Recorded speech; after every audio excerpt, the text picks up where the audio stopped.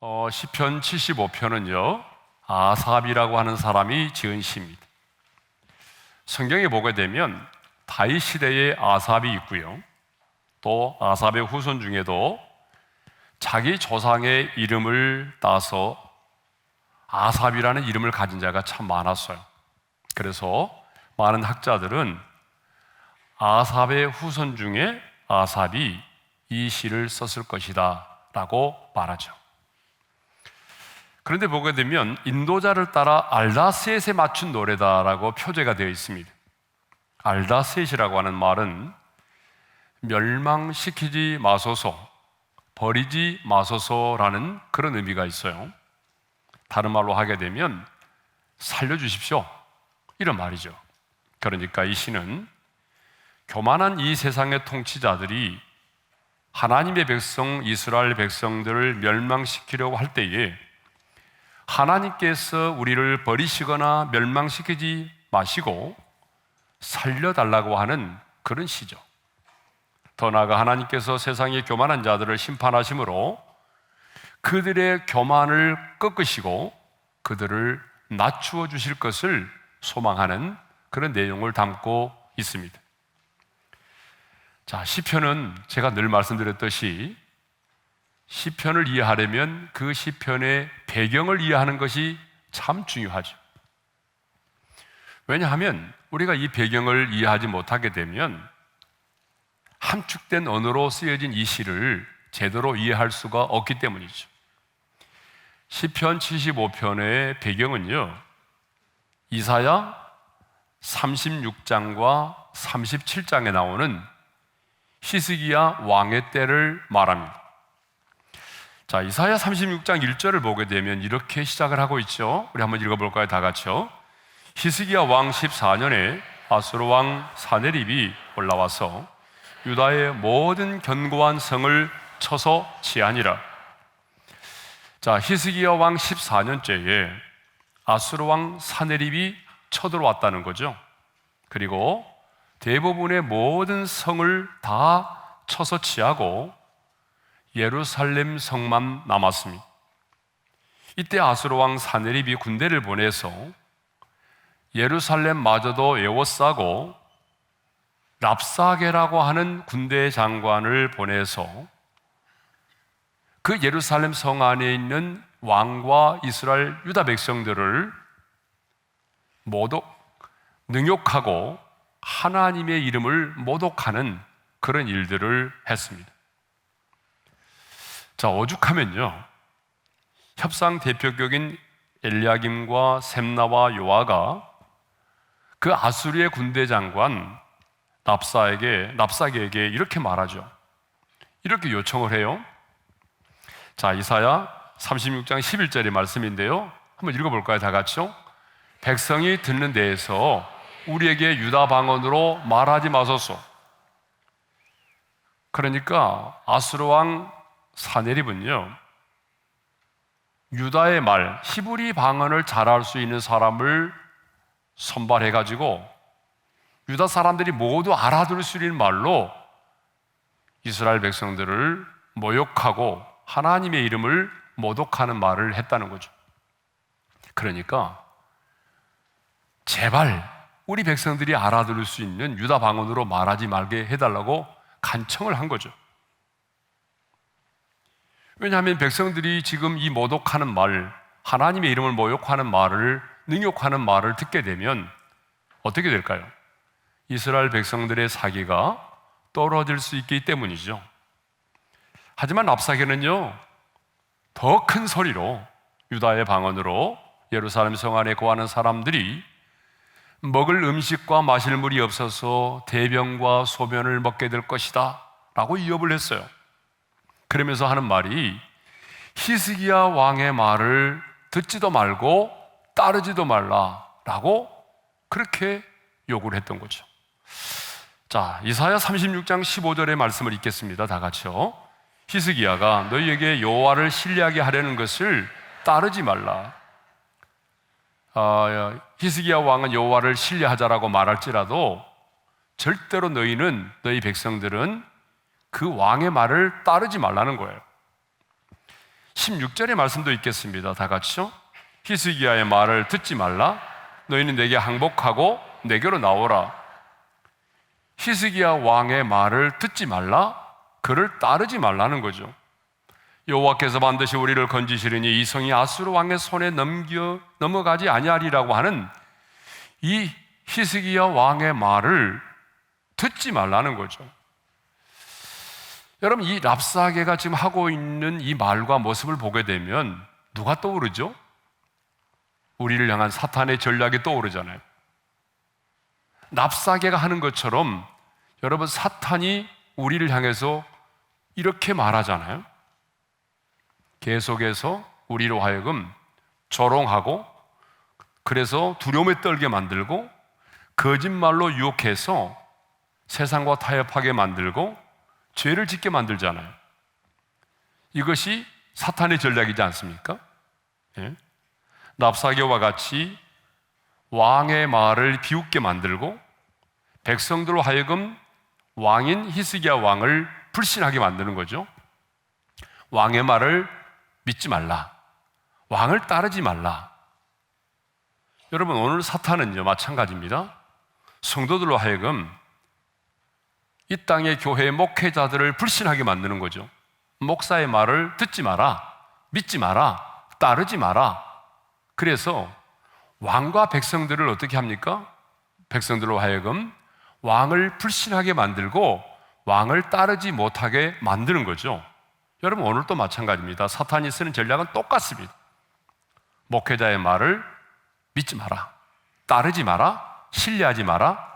여러분, 이렇게 목회자와 성도들을 어떻게 합니까? 분리시키고 따르지 못하도록 만드는 것이 사탄의 전략이죠. 예. 자, 랍사게 이런 오만방자한 언행에도 불구하고 히스기야 왕의 명령에 따라서 예루살렘 성 안에 있던 모든 사람들이 어떻게 반응했냐면 모든 사람이 입을 딱 다물고 잠잠했습니다. 자, 21절의 말씀을 읽어보겠습니다. 다 같이요. 그러나 그들이 잠잠하여 한 말도 대답하지 아니하였으니 이는 왕이 그들에게 명령하여 대답하지 말라 하였습니다. 여러분, 이렇게 하나님의 이름을 모독하고 왕을 비난하고 왕을 따르지 말라, 믿지 말라, 뭐 이렇게 조롱하는 말을 할 때에 예루살렘 성 안에 있는 이스라엘 유다 백성들은 어떻게 했다고 반응하죠? 잠잠하여 한 말도 대답하지 아니했다는 거죠.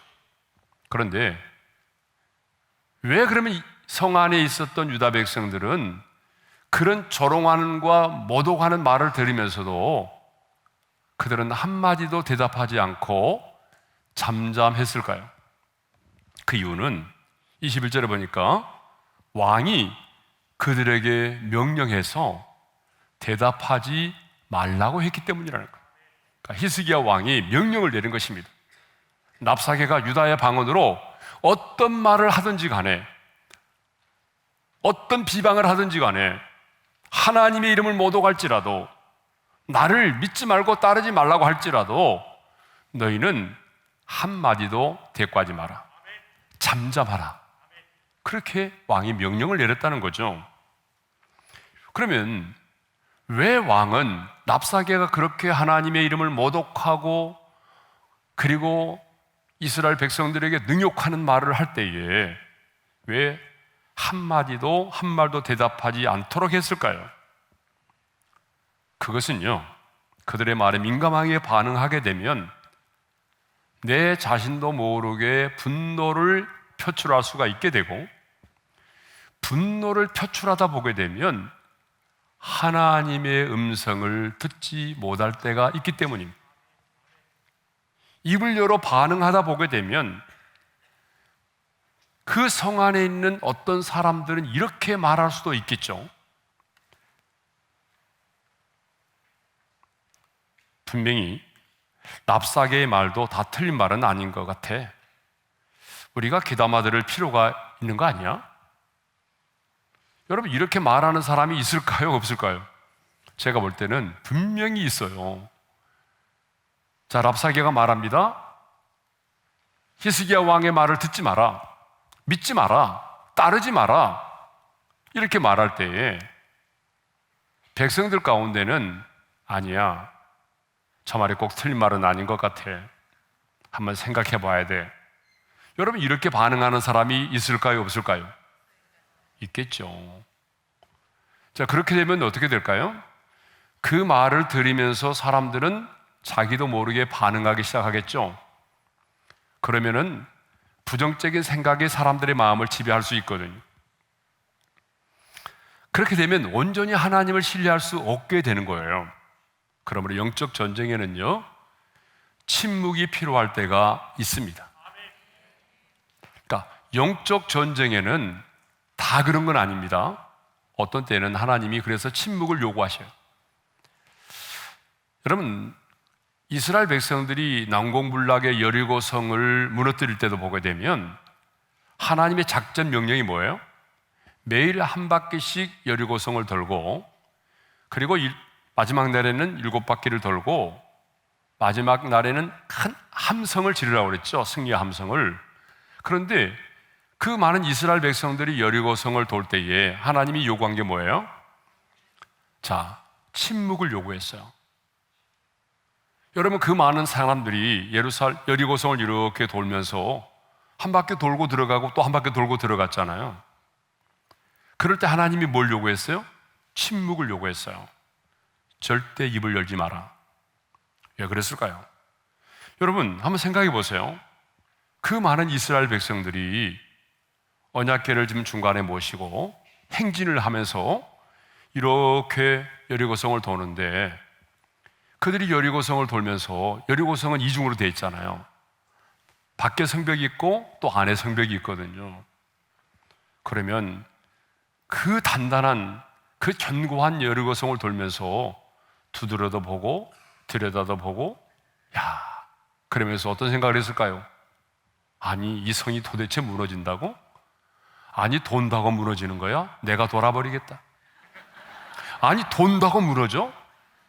아니, 이 성이 무너지면 이 성벽이 밖으로 무너지잖아. 그럼 우리가 죽잖아, 깔려서. 사람들이 한두 사람이 이렇게 말하기 시작하면, 그래? 나도 그렇게 생각해. 진짜 그러네. 여러분, 이렇게 되면은 어때? 영적인 전쟁에서 불신앙이 사람들의 마음을 지배하게 되잖아요. 그렇게 되면은 하나님께 집중하지 못하는 거예요. 그 하나님의 임재를 상징하는 언약궤에 집중을 하지 못하게 되는 거죠. 그래서 하나님은요, 하나님께 집중하지 못하도록 하는 것들을 막아내기 위해서 뭘 요구하는 거죠? 때로는 영적인 침묵을 요구하신단 말이에요. 자, 이사야 36장 22절에 보게 되면 엘야긴과 셈나와 요아가 자기의 옷을 찢으면서 히스기야 왕에게 나아가서 랍사게가 했던 말들을 전합니다.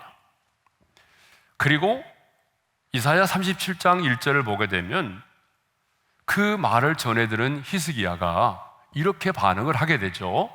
자, 우리 1절의 말씀을 읽겠습니다. 다 같이요. 자기의 옷을 찢고 굵은 베옷을 입고 여호와의 전으로 갔고. 자, 여기서 중요한 것은 히스기야 왕이 그 말을 듣고 탄식하는 것이 아니라, 스스로 분노를 표출하는 것이 아니라 여호와의 전으로 나아갔다는 거죠. 아수르 왕의 최후의 통첩 앞에서 인간적인 수단과 방법을 의지하기보다는 가장 먼저 여호와의 전에 나아가서 여호와께 기도했다는 거죠. 자, 37장, 이사야 37장 14절과 15절의 말씀을 읽겠습니다. 다 같이요.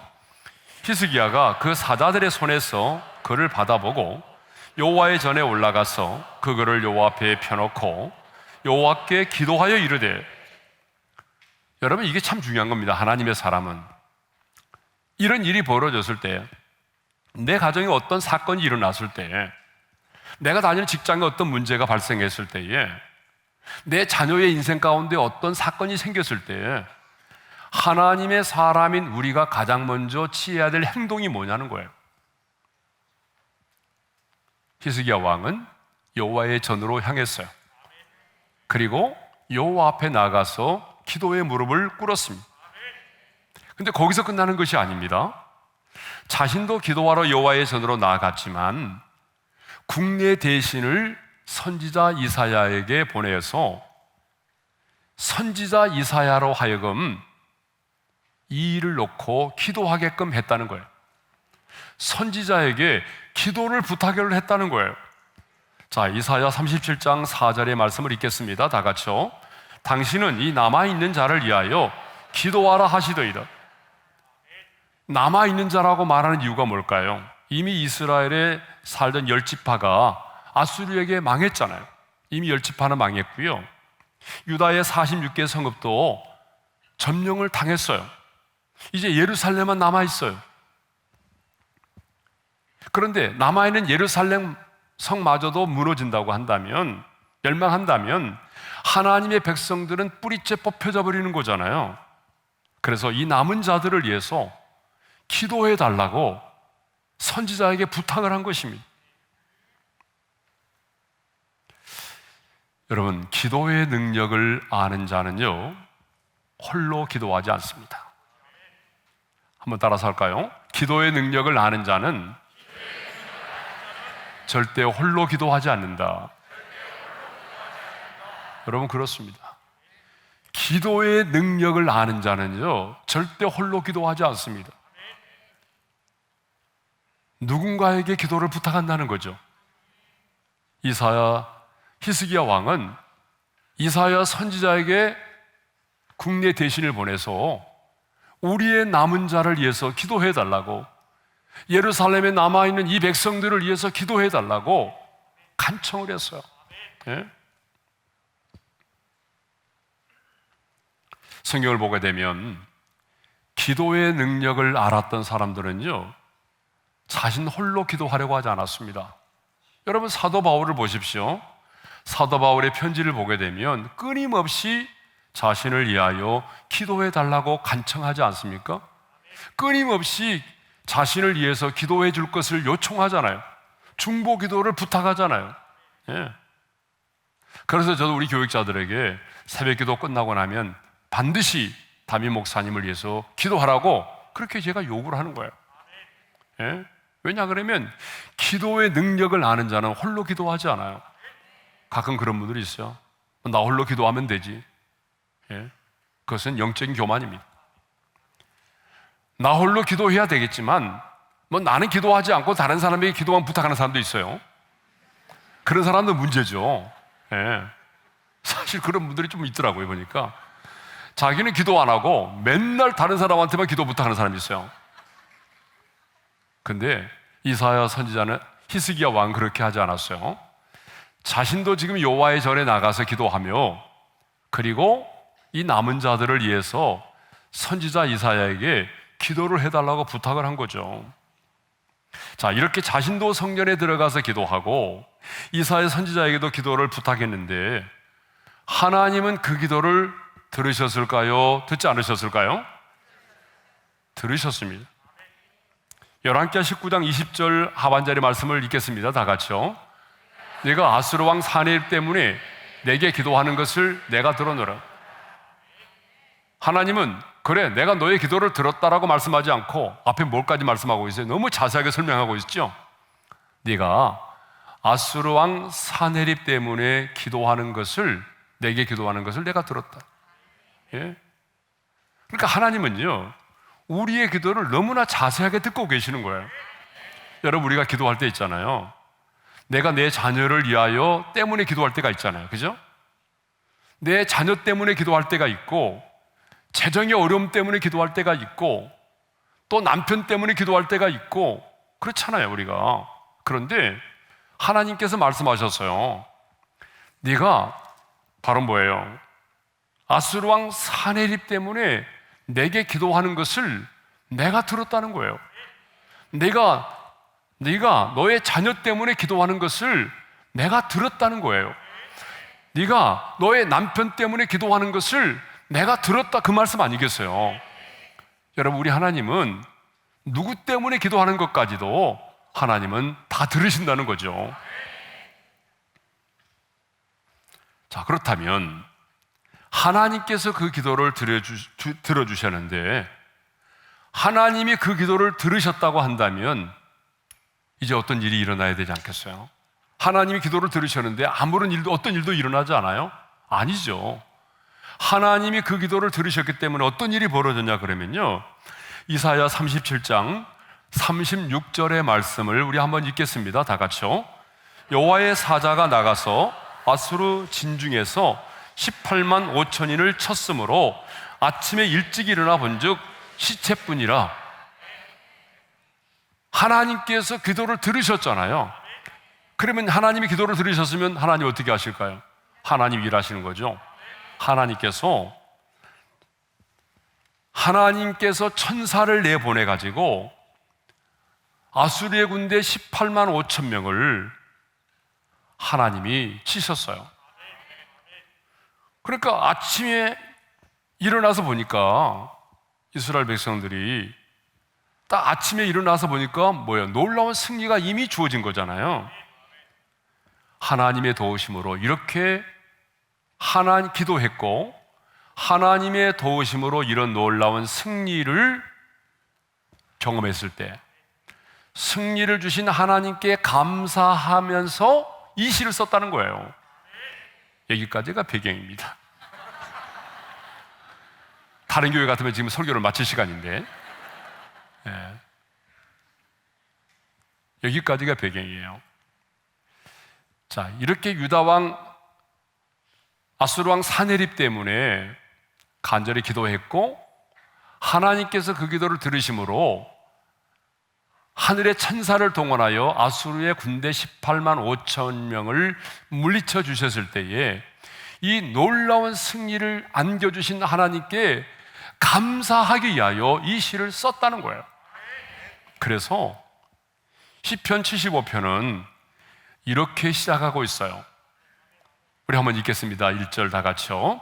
하나님이여, 우리가 주께 감사하고 감사함은 주의 이름이 가까움이라 사람들의 주의 귀한 일들을 전파하나이다. 여러분, 이 배경을 이해하고 1절의 말씀을 읽으니까 확 와닿잖아요. 그죠? 여러분들이 이 배경을 모르고 1절의 말씀을 보게 되면 이렇게 생뚱맞게 감사하고 감사하다는 말이 두 번이나 나왔을까? 이렇게 이해가 된단 말이에요. 그런데 이 배경을 딱 이해하고 나니까 뭐예요? 우리가 주께 감사하고 감사함을 지금 반복해서 말하고 있어요. 여러분, 얼마나 감사했으면, 얼마나 감격했으면 반복하여 주께 감사하고 또 감사하나이다라고 그렇게 표현했을까요? 여러분, 우리도 그러잖아요. 너무 감사한 일이 생기면 어때요? 한 번만 감사합니다 이렇게 끝나지 않잖아요. 그렇죠? 너무 감사할 일이 생기면 어떻게 하던가요? 애들이 감사해요, 감사해요, 감사합니다, 감사합니다, 정말 감사합니다 이러잖아요. 그런 일이 별로 없으신가 보네요. 여러분, 우리 인생 가운데도 정말 감사할 일이 생기면 그 감사를 반복해서 한다고.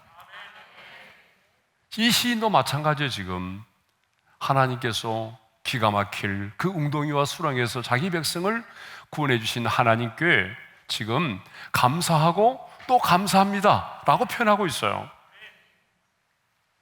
사실 히스기야 왕과 유다 백성들은 도관에 든 지와 같았잖아요. 그죠?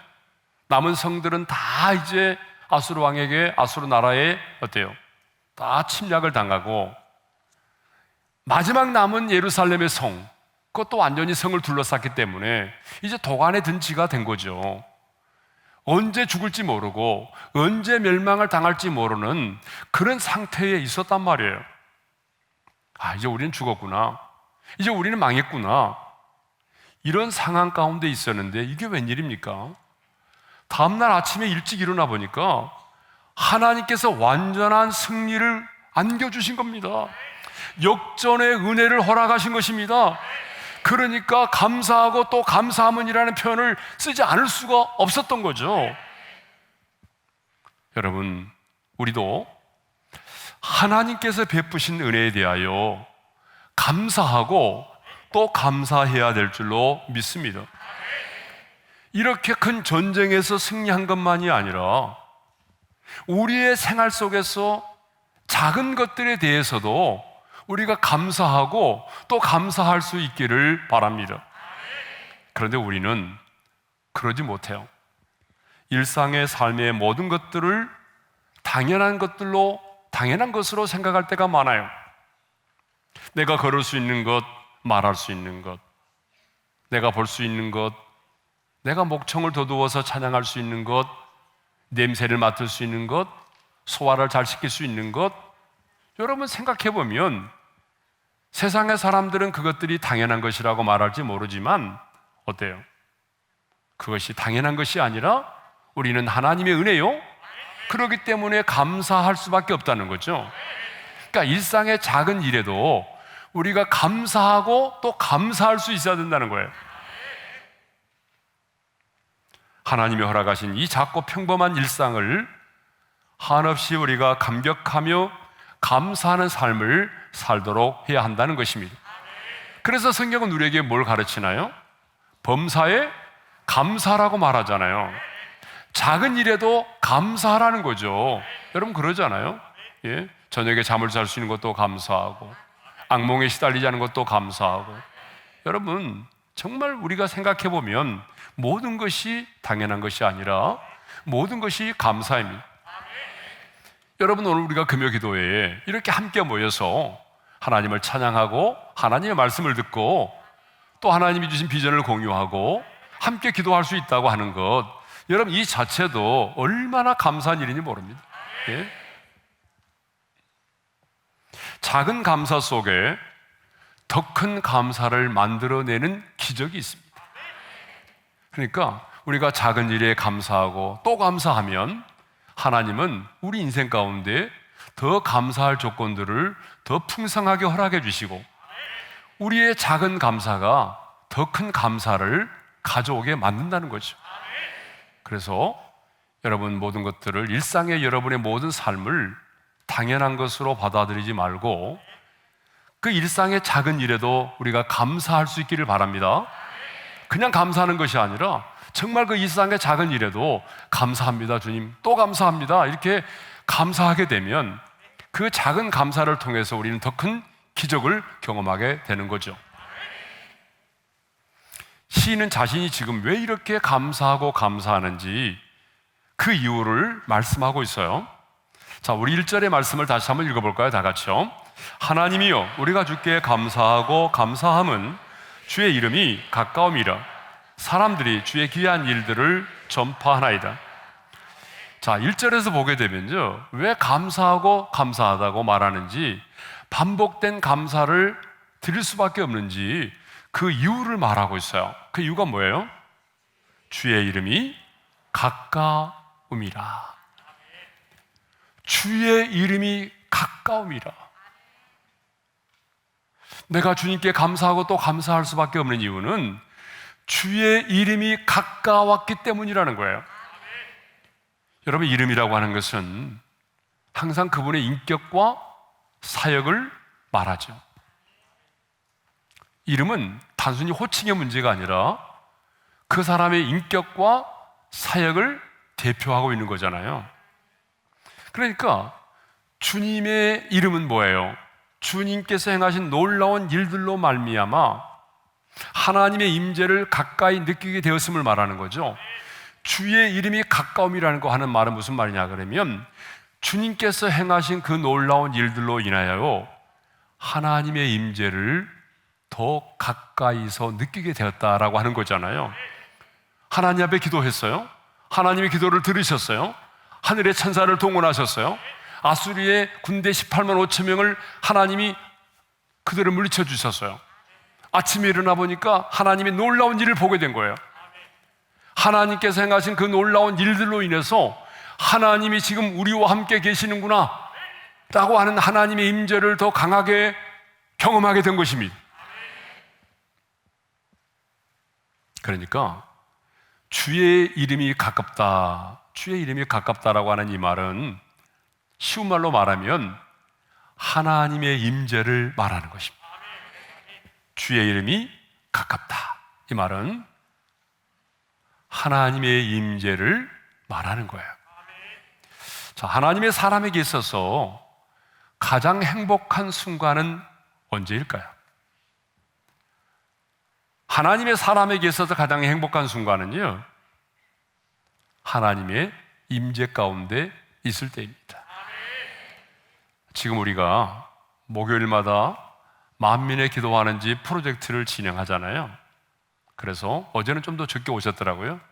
예, 지난주보다. 근데 꽤 많은 분들이 오셔서 기도하는 모습을 보게 됩니다. 저도 어제 기도를 하는데 어제는 특별한 하나님의 임재가 있었어요. 그 하나님의 강력한 임재를 경험하게 되었고, 그리고 내면에 말씀하시는 하나님의 음성을 듣게 되었어요. 하나님이 나를 어루만져 주셨고 그 사랑에 감격하여 눈물을 흘리고 하나님과 사랑의 친밀한 행복을 누렸어요. 여러분, 하나님의 사람에게 있어서 가장 행복한 순간은요, 내가 하나님의 임재에 갇혀 있을 때입니다. 하나님의 임재 속에 있을 때, 그 영광의 주님의 품 안에 내가 있을 때, 여러분, 그때가 우리 하나님의 사람에게는 가장 행복한 순간이 되는 것입니다. 자, 우리 1절의 말씀을 다시 한번 읽겠습니다. 다 같이요. 하나님이여, 우리가 주께 감사하고 감사함은 주의 이름이 가까움이라 사람들이 주의 귀한 일들을 전파하나이다. 하나님의 임재의 축복에 대해서 말하고 있어요. 지금 하나님의 임재의 축복이 뭐냐? 사람들이 주의 귀한 일들을 전파하나이다. 여러분, 그러지 않겠습니까? 아니, 랍사개가 오늘 방금 전까지만 해도 랍사개가 어떻게 했어요? 완전히 자기들을 막 하나님의 이름을 모독하고, 예, 얼마나 자신들에게 모멸감을 심어줬습니까? 예? 그런데 기도했더니 하나님이 기도를 들으시고 천사를 동원해가지고 자신들을 둘러싸고 있는 그 아수르 군대 18만 5천을 물리쳐 주셨잖아요. 근데 그것을 보고도 감동이 없고, 그것을 보고도 다른 사람에게 그 사실을 말하지 않는다면 그건 사람이 아니문이다. 사람이 아니죠. 여러분, 그러지 않겠어요? 하나님이 행하신 그 놀라운 일들을 보고도 가만히 있어요? 죽었나 보네. 왜 죽었지? 바이러스 걸렸나? 여러분, 이렇게 반응하는 사람이 있을까요? 없겠죠. 하나님의 임재와 역사는요, 하나님의 임재와 하나님의 역사는 언제나 동전의 양면과 같습니다. 하나님이 임재하시면 그곳에는 하나님의 음성이 있고요, 하나님께서 행하시는 일이 있습니다. 하나님이 임재하셨는데 어떤 일도 일어나지 않아요? 그런 적은 한 번도 없어요. 하나님이 임재하셨는데 어떤 일도 일어나지 않았어요? 그런 일은 성경에 한 번도 없었어요. 하나님이 일하시면 반드시 하나님의 역사도 함께 있는 것입니다. 그러므로 하나님이 임재하시면 그곳에 하나님의 나라가 임하는 거죠. 왕 대신 주님의 통치가 임하는 것입니다. 빛 대신 주님이 임재하시면 어둠이 떠나가는 거예요. 여호와 라파, 치료하시는 하나님이 임재하시면 치료의 광선이 나타나서 많은 사람들이 고침을 받는 거죠. 여러분, 평강의 왕이 임재하시면 두려움이 사라지는 것입니다. 그러므로 사람들은 주의 귀한 일들을 보게 되고 그 주의 귀한 일들을 또 다른 사람들에게 전파를 하는 거죠. 여러분, 귀한 일들이 뭐죠? 인간의 이성과 상식으로는 설명이 할 수 없는 일들이 일어난다는 거죠. 하나님이 임재하시고 하나님의 나라가 임하면 귀한 일들이 일어납니다. 우리 인간의 이성과 상식으로는 설명될 수 없는 그런 일들이 일어난다는 거죠.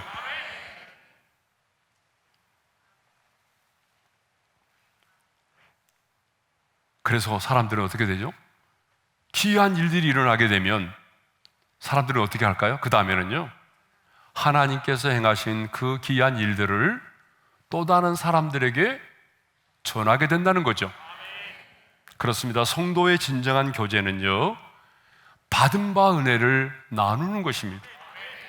우리 한번 따라서 합시다. 성도의 진정한 교제는 받은 바 은혜를 나누는 것이다. 그래서 여러분, 이 소그룹 모임이 너무 중요한 거예요. 어떤 소그룹이 가장 하나님 보시기에 건강하고 복된 소그룹인지 아세요? 맛집 찾아가는 거? 아니에요.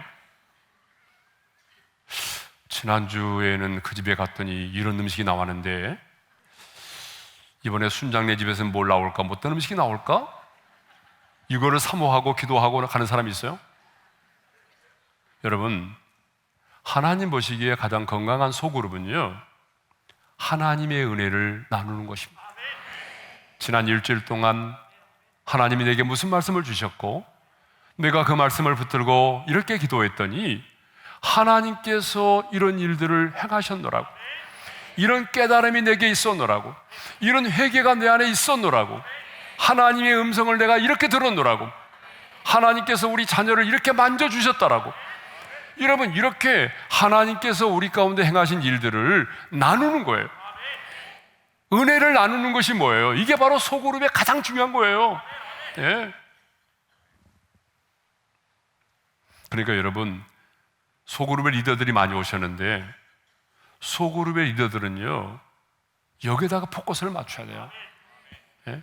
우리 순원들 오면 내가 뭘 대접할까? 아, 이번에 맛집 하나 생겼다고 그러니까 거기로 갈까? 여러분, 그건 중요하지 않아요. 금식해도 괜찮아요. 그런 게 중요한 게 아니라 이번에 모이면 하나님께서 행하신 일들을 어떻게 나눌까? 나는 이번에 우리 순원들을 만나면 무엇을 나누지? 하나님께서 이번 주간에 내게 행하신 일들이 뭐지? 여러분, 그 나눔을 준비하는 거예요. 그래서 받은 바 은혜를 흘러보내는 거예요. 예? 성경의 인물 중에 가장 하나님의 임재를 사모했고 그 임재 속에 살았던 사람이 있어요. 바로 다윗이죠. 자, 시편 16편 2절의 말씀을 우리 한번 읽어볼까요? 다 같이요. 내가 여호와께 아뢰되 주는 나의 주님이시오니 주 밖에는 나의 복이 없다 하였나이다. 주 밖에는 나의 복이 없다 하였나이다. 이 말 사실 아멘하기가 쉽지 않아요. 다시 한번 이 말씀을 읽어보고 아멘 해볼까요? 다 같이 시작. 내가 여호와께 아뢰되 주는 나의 주님이시오니 주 밖에는 나의 복이 없다 하였나이다. 아멘. 진짜 여러분, 이 말씀에 아멘 할 수 있어요? 아마 찔림을 받을 분 많이 계실 거예요. 주님 아닌데. 그건 아니에요. 예. 우리말 성경에는요, 이렇게 돼 있더라고요. 내 영혼이 여호와께 고백합니다. 주는 내 주시니 주를 떠나서는 어디에도 내 행복이 없습니다. 이런 고백이거든요.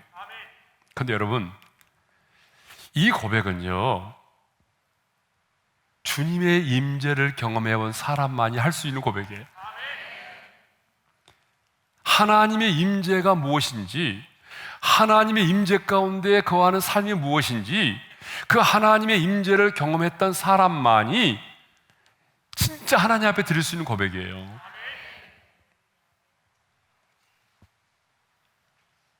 맨정신으로는요, 할 수 없는 고백입니다. 다윗에게 얼마나 좋은 것들이 많았어요. 다윗은 왕이잖아요, 왕. 여러분, 왕이라고 한다면 누릴 수 있는 것이 얼마나 많아요. 얼마나 많은 것들이 있어요.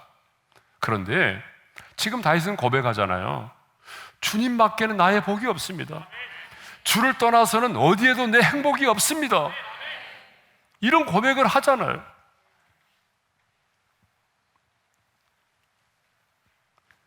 시편 16편 8절에도 이런 말씀이 있어요. 우리 한번 읽어볼까요? 다 같이요. 내가 여호와를 항상 내 앞에 모심이요 그 나의 오른쪽에 계심으로 내가 흔들리지 아니하리로다. 주 밖에는 나의 복이 없기 때문에 언제나 내가 하나님을 항상 내 앞에 모시고 살았다는 얘기죠. 그랬더니 그 결과가 뭐예요? 항상 하나님의 임재를 의식하고 하나님의 목전에서 인생을 살았더니 결과가 뭐예요? 흔들리지 않았다는 얘기죠. 왜 흔들리지 않았다고 말하죠? 언제나 주님을 의식하고 하나님의 임재 속에서 하나님을 내 인생의 목전에 모시고 살았더니 흔들리지 않았다는 거죠. 여러분, 이것을 보게 되면 여러분, 우리가 왜 흔들리죠? 문제가 커서 흔들리는 거 아니에요. 우리는 문제가 크기 때문에 흔들릴 거라고 생각하죠? 아닙니다. 아무리 문제가 커도, 아무리 상황이 복잡해도 내가 여호와를 내 앞에 모시고 하나님의 임재 속에서 하나님을 내 인생의 목전에 모시고 살아가게 되면 흔들리지 않는다는 거예요. 이것이 바로 다윗의 고백이잖아요. 많은 사람들이 예수를 처음 믿은 그때는 너무나 행복하고 좋아하는데 시간이 갈수록 어때요? 지루하고 따분해지죠.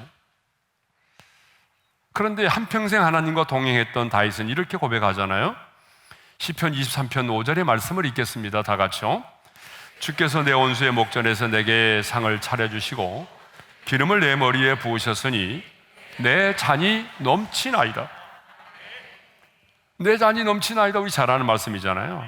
이것을 보게 되면 신앙생활은 결코 지루하거나 따분하거나 고리타분하지 않다라고 하는 거예요. 혹시 우리 중에 내가 처음에 예수 믿을 때는 안 그랬는데 왜 신앙생활을 하면 할수록 이렇게 짜증이 나고 지루하고 고리타분할까? 이렇게 생각하는 분이 계세요. 신앙생활 자체가 어느 순간부터 내게 굉장히 지루하고 따분하고 고리타분하게 느껴지는 분이 계세요? 왜 그럴까요? 다윗은 내 잔이 넘치나이다라고 감격해하고 있는데 왜 우리는 지루하고 따분하고 고리타분하다고 생각할까요? 그것은 하나님의 임재가 없는 신앙생활을 하기 때문입니다. 우리가 잘 아는 그 로렌스 형제가 쓴 하나님의 임재 연습이라는 책이 있잖아요. 그 책을 보게 되면요, 평신도 수도사로서 수도원에서 25년 동안 그 치사장에서 밥을 짓고 반찬을 만들고 접시를 닦는 일을 했어요.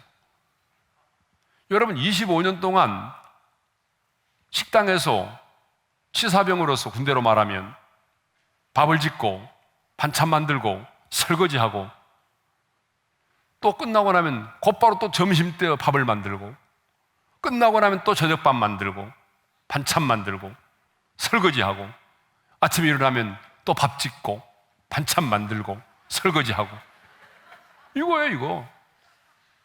뭐 어디 가서 뭐 강의를 한다든지 연설을 하는 것도 아니잖아요. 수도원에서 TV가 있나요? 뭐가 있나요? 아무것도 없는 수도원에서 반복되는 다람쥐 쳇바퀴를 도는 것과 같은 반복의 연속이었잖아요. 어떻게 보게 되면 진짜 무미건조한 거죠. 아무 의미가 없는 거죠. 그런데 그 로렌스 형제는요, 끊임없이 하나님의 임재 속에서 하나님과 교제하며 살았어요. 하나님의 임재 가운데 있었어요. 그래서 그는 이런 고백을 합니다. 한번 읽어보겠습니다. 다 같이요. 신앙생활이 따분하고 어리석고 졸린 것이라고 생각하는 사람은 하나님 앞에서 가증한 사람이고 하나님을 모독하는 것이다. 와, 신앙생활이 지루하고 따분하다고 고리타분하다고 생각하는 사람은 하나님 앞에서 가증한 사람이고 하나님을 모독하는 거예요. 그리고 또 이런 말을 했어요. 긴 말이지만 읽어보겠습니다. 시작. 일을 하는 동안 나는 항상 주님이 마치 나와 함께 계시는 것처럼 주님께 계속 말을 하곤 했으며 주님께 나의 일을 바치고 도와주심에 대해 감사를 드렸다. 그리고 일이 끝났을 때는 그것을 조심스럽게 점검하곤 했다. 만일 잘한 일이 발견되면 하나님께 감사하고 만일 잘못을 발견하면 낙심하지 않고 주님의 용서를 구하고 난 후 주님 속에 거하면서 일을 계속했다. 끊임없이 하나님의 임재 속에서 하나님을 의식하고 그렇게 살았다는 거예요. 그러니까 뭐예요? 매일 반복되는 밥 짓고 반찬 만들고 설거지하고 끼니 때마다 그런 일을 했지만 고리타분하지 않았다는 거예요. 내단이 넘치는 삶을 살았다는 거죠. 하나님의 임재와 축복을 또 경험한 사람 또 한 사람이 있죠. 제가 발음이 잘 안 되는 사람, 오벳 에돔. 오늘은 발음이 잘 되네요. 네. 오벳 에돔이에요. 자, 그 언약궤, 오벳 에돔의 집에 언약궤가 석 달 동안 있게 되었잖아요. 자, 언약궤는 뭘 얘기하는 거죠? 하나님의 임재를 상징하는 것이 구약시대의 언약궤, 법궤잖아요. 자, 눈에 보이지 않은 영이신 하나님이, 그렇죠? 눈에 보이지 않은 영이신 하나님이 지금 내가 너희를 만나고 그리고 내가 너희와 함께 있다라고 하는 것을 가시적으로 보여주는 것이 뭐예요? 그게 바로 언약궤 법궤잖아요. 그래서 여러분 그 영화 가운데 레이더스라는 영화가 있잖아요. 성경에 나오는 법궤를 소재로 하는 영화죠. 2차 세계대전 시에 독일의 나치 군대가 성경에 나오는 하나님의 법궤를 고고학자들의 정보에 의해서 찾는 것이잖아요. 법궤를 앞세워서 승리를 이끌어낸 이스라엘 민족의 선례를 쫓아서 독일의 군대가 하나님의 법궤를 전쟁에서 앞세워서 나가게 되면 전쟁에서 승리를 하게 될 것이고 전 세계를 지배하게 된다. 그런 이유로 이 법궤를 어때요? 주인공과 독일군이 서로 찾는 과정을 그린 영화가 바로 레이더스잖아요. 이 언약궤는 하나님의 임재를 상징합니다. 그러므로 언약궤를 메고 제사장이 요단의 강물에 들어섰을 때에 그들은 요단의 강을 건널 수 있게 되었고, 아까도 얘기한 것처럼 여리고성을 무너뜨릴 때도 하나님의 임재를 상징하는 언약궤를 중앙에 모시고 행진을 했을 때에 여리고성이 무너졌잖아요. 그런데 항상 승리만 있는 것이 아니었어요. 블레셋과의 전쟁에서는 어때요? 하나님의 임재를 상징하는 언약궤를 끌어들였지만 어때요? 언약궤마저도 빼앗기고 블레셋과의 전쟁에서 패배를 하고 말았던 것입니다. 그리고 그 언약궤는 블레셋 땅으로 건너가게 되었고, 그 블레셋 땅에 있을 때는 어떤 일이 벌어졌어요? 다곤의 신당에 모셨는데 다곤의 신상이 목이 부러지고, 그리고 그 땅 가운데 독종이 생겨서 독종의 재앙이 임했어요. 그래서 블레셋 사람들은 이것이 우연인지 아닌지를 점검하기 위해서 어때요? 이 언약궤를 새술에 실어서 벳세메스로 돌려보냈던 거죠. 그런데 다윗이 왕이 되고 난 다음에 하나님의 임재를 상징하는 언약궤를 예루살렘으로 모셔오려고 했습니다. 그래서 아비나답의 집에 있는 언약궤를 수레에 싣고 옮기려고 하다가 소들이 띠므로 웃사가 그것을 딱 잡았는데 웃사가 그 자리에서 직사를 하게 되죠. 그래서 언약궤를 예루살렘으로 모셔오는 일을 중단하게 됩니다. 여러분 이것을 보게 되면요, 어때요? 이 언약궤가요, 어떤 경우에는 복이 되지만 어떤 경우에는 저주가 될 수도 있는 거죠. 그래서 사람들이 이제 겁을 내고 이 언약궤를 아무도 자신의 집으로 모셔가려고 하지 않았어요. 왜? 만졌다가 죽었잖아요. 들여다봐도 죽잖아요.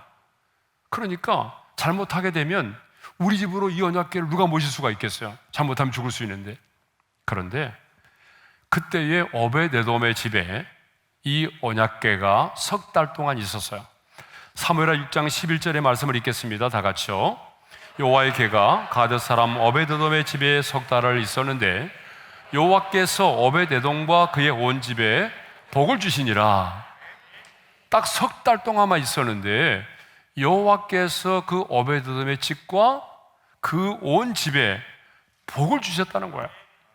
8명의 아들이 있었는데 하나님께서 그 8명의 자녀들, 그 후손들에게 복을 주셨어요.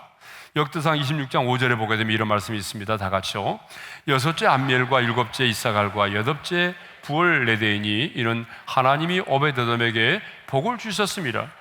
그리고 역대상 26장 4절과 8절에 보게 되면 62명의 자손들이 하나님의 집에서 봉사하는 영광스러운 가문으로 세워집니다.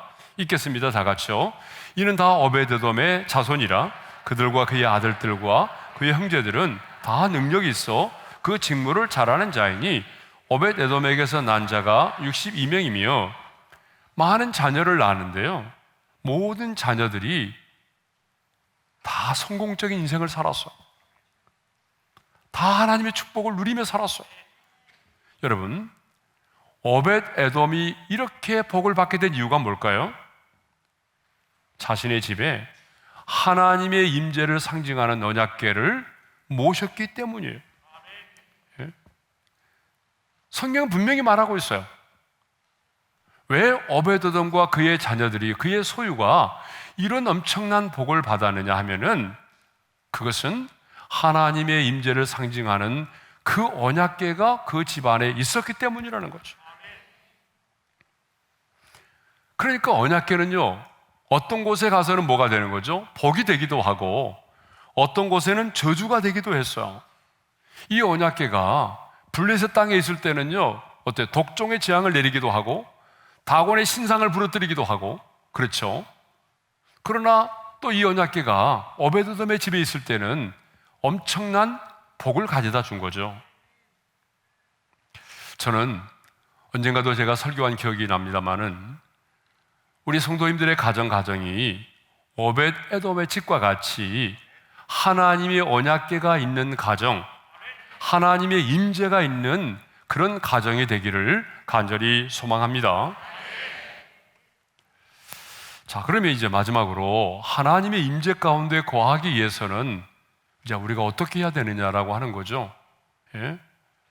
주의 이름이 가까움이라, 그것이 바로 하나님의 임재를 말한다고 한다면, 이제 우리가 하나님의 임재를 경험하며 살아야 되는데, 하나님의 임재 속에 살아야 되는데, 하나님의 임재 가운데 거하기 위해서는 우리가 어떻게 해야 되죠?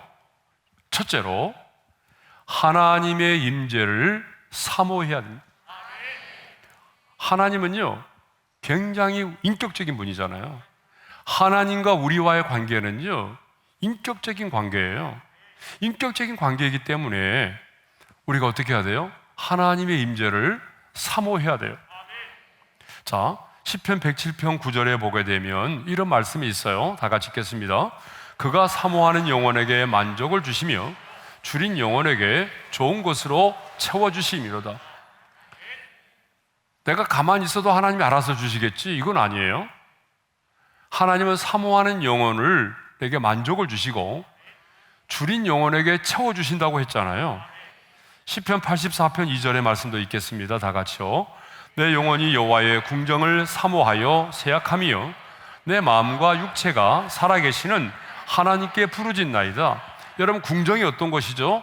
하나님의 보좌가 있는 곳이죠. 하나님의 임재가 있는 곳이잖아요.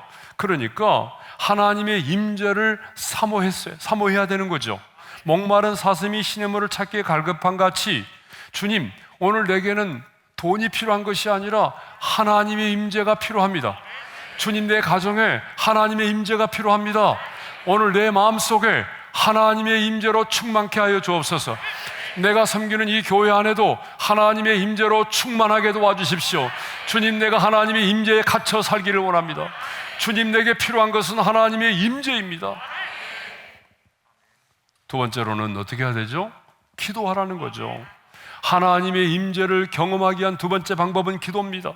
신명기 4장 7절의 말씀을 읽겠습니다. 다 같이요. 우리 하나님 여호와께서 우리가 그에게 기도할 때마다 우리에게 가까이 하심과 같이 그 신이 가까이 함을 얻은 큰 나라가 어디 있느냐.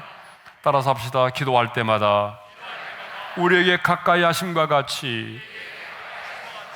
여러분, 하나님께로 가까이 감이 복인 줄로 믿습니다. 하나님과 멀어지는 것이 저주인 줄로 믿습니다.